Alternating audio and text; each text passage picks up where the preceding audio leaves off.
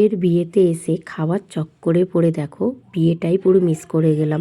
আগে খেতে বসে পড়েছি। কেমন দিদি আমি জানি তোমরা বিয়ের ভিডিও দেখবে বলে অনেক অপেক্ষা করে আছো।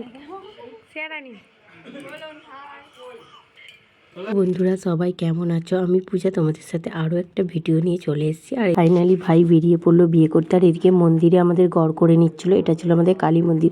আর আমাদের যেতে অনেকটাই লেট হবে। আর এসে বইয়ের ওখানে এত ভিড়, ভাইয়ের বউকে আগে দেখতে না ঢুকে আমরা কিন্তু স্টার্টারে পকোড়া আর কফি খেতে চলে এসেছি। আর এদিকে ছিল আমার দিদি বৌদিরা, সব কাকিমা, আমার বোন। তো দেখো সবাই মিলে কিন্তু পকোড়া খেতে বসে গেছে। আর এদিকেই দেখো আমি একজনকে ভিডিও করতে দিয়েছিলাম, ছোট্ট একটা বাচ্চাকে। তো সে আমার ভিডিওটা এমন করেছে যে আমরা ফুচকা খেয়েছি দেখতেই পাইনি। তো এদিকে দেখো আমার ভাইয়ের বউকে কেমন লাগছে বলো তোমরা।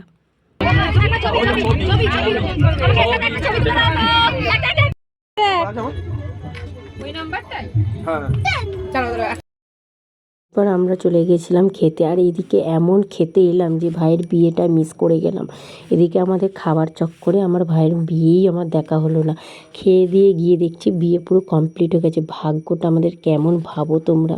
এর বিয়ে দেখতে এসেছিলাম না খেতে এসেছিলাম এটাই বুঝতে পারলাম না।